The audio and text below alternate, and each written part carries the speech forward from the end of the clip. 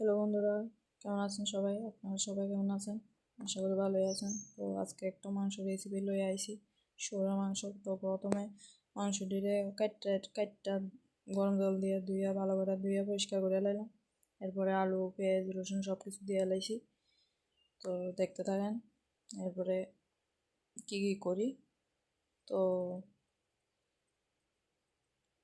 তো সব কিছু দিয়া ময় মশলাও দিয়ে লাইছি, লবণ, মরিচ, হলুদ সব কিছু দিয়ে লাইলাম।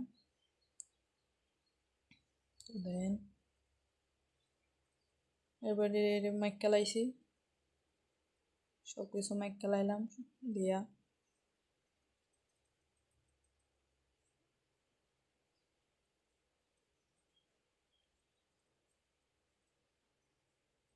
মাইক্কা লাইছি। এরপরে দুইয়া এবার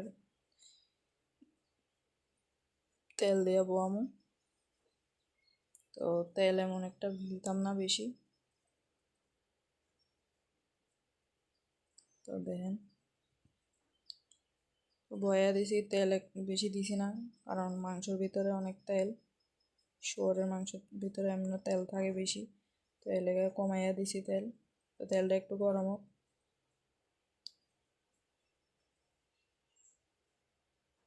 তেল একটু গরম হয়ে গেছে, তো দুইটা তেজপাতা দিয়ে দিলাম। তেজপাতা দিয়া এরপরে পেঁয়াজ, অর্ধেকটা পেঁয়াজ কুচি করে কাটটা দিয়ে দিছি। তো পেঁয়াজটি একটু লাল লাল হলে এরপরে মাংসটি ডাইলা দেবো।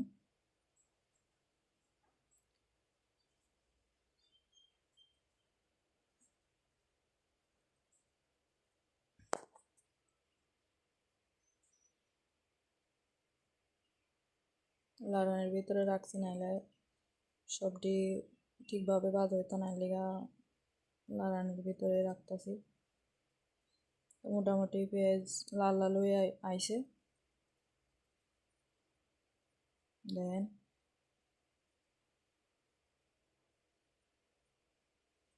তো দিয়ে দিছি, মাংসটি ডাইলা দিয়ে দিলাম। এবার একটু লাইড়া টাইড়া এরপরে একটু ঢাকনা দিয়ে দেবো, যাতে মাংস, আলু আর যা আছে সব কিছু সিদ্ধ ও ভালো করে।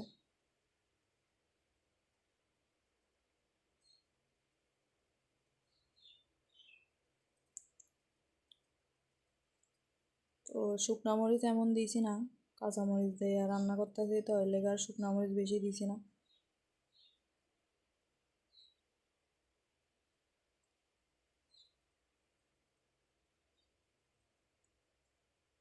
তো গ্যাসটা একটু কমাইয়া দিতেছি,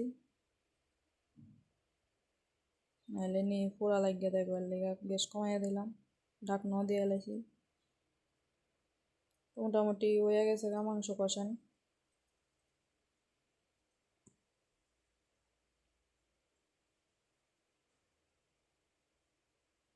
আমি কিন্তু তেল এমন দিছি না, কিন্তু এরপরেও কত তেল বাড়িতে আছে।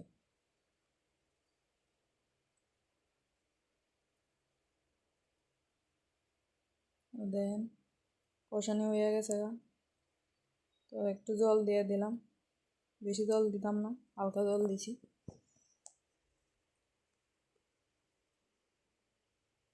আর তো আলু টালুটি সিদ্ধ হয়ে গেছে মোটামুটি, ওখানে ডিরেক্ট ভাঙ্গা টাঙ্গা এরপরে গরম মশলা দিয়ে দেবো। তো গরম মশলা লইয়া লাইছি, গরম মশলা দিয়ে দিলাম। দেন তেল কীভাবে বাঁচতেছে বুঝে। আর শুয়োর মাংসের ভিতরে তেলটা একটু বেশিই থাকে, এই কারণে তেলটা বেশি লাগতেছে ওখানে।